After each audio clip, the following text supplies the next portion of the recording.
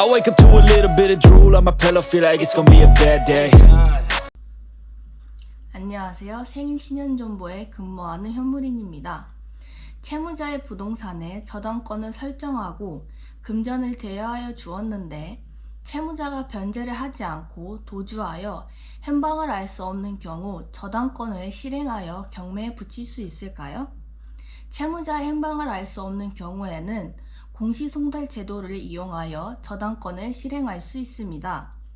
오늘은 행방불명 채무자 재산의 강제 집행과 소재 파악, 채권 주심에 대해 알아보겠습니다. 채무자의 부동산에 저당권을 설정하였을 경우에는 채무자가 도주하여 행방불명이 되었더라도 채권이 유효하게 존재하므로 채권의 변제기가 도래하였을 경우에는 저당권을 실행할 수 있습니다. 저당권을 실행하려면 저당권이 설정된 등기부 등본을 주소지를 관할하는 법원에 경매 신청서와 함께 제출하면 됩니다.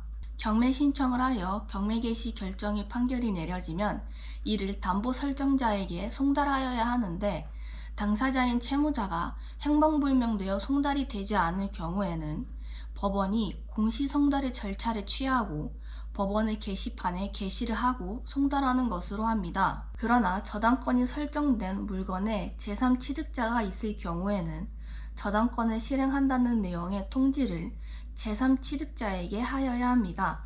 그러지 않을 경우에는 경매 개시 신청이 각하됩니다. 여기서 말하는 3취득자는 저당권이 설정된 목졸물에 대하여 소유권, 지상권, 전세권을 가지고 있는 자를 말합니다. 제3취득자도 또한 경매에 참가하여 목졸물을 경락받을 수 있습니다. 최초의 공시송달은 법원 게시장에 게시한 날로부터 2주일을 경과하면 그 효력이 발생하지만 동일 당사자에 대한 그 후의 공시송달은 게시한 2일로부터 그 효력이 생기게 됩니다. 외국에 해야 할 공시송달의 경우에는 2개월이 경과하면 효력이 발생합니다. 채권자 여러분께서 채권을 회수하기 위해 강제집행 과정에 강제집행 목졸물이 부동산뿐만 아니라 제3채무자의 채권에 대한 압류 진행 시 3채무자에게 송달이 되지 않는 경우도 흔하게 겪게 되는 사례인데요.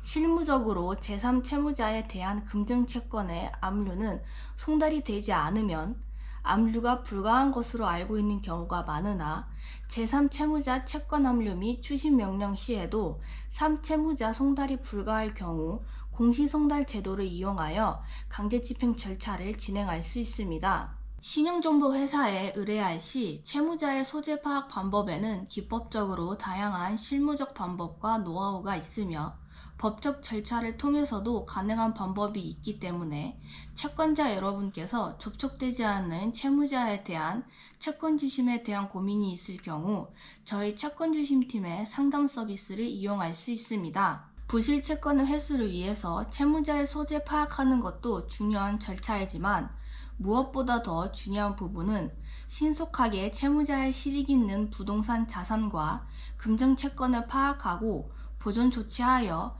강제집행 절차를 진행하는 것이 가장 중요한 부분이라 할 수 있습니다. 왜냐하면 대부분 채무자는 다중채무자이며 채무자의 재산을 강제집행하더라도 정보가 부족하여 회수 타이밍을 놓치고 집행에 참여 시에도 타 채권자의 경합으로 온전히 채권 확보를 제대로 하지 못하는 경우가 많습니다. 저희 채권주심팀은 채권자 여러분에게 언제든 해결 가능한 다양한 채무자 정보와 전문 인력의 채권주심 서비스를 제공하고 있사오니 연락 주시면 친절한 상담을 받으실 수 있습니다. 오늘은 행방불명 채무자의 강제 집행과 채권주심에 대해 알아보았습니다. 영상이 도움이 되셨다면 구독과 좋아요 버튼을 눌러주세요. 감사합니다.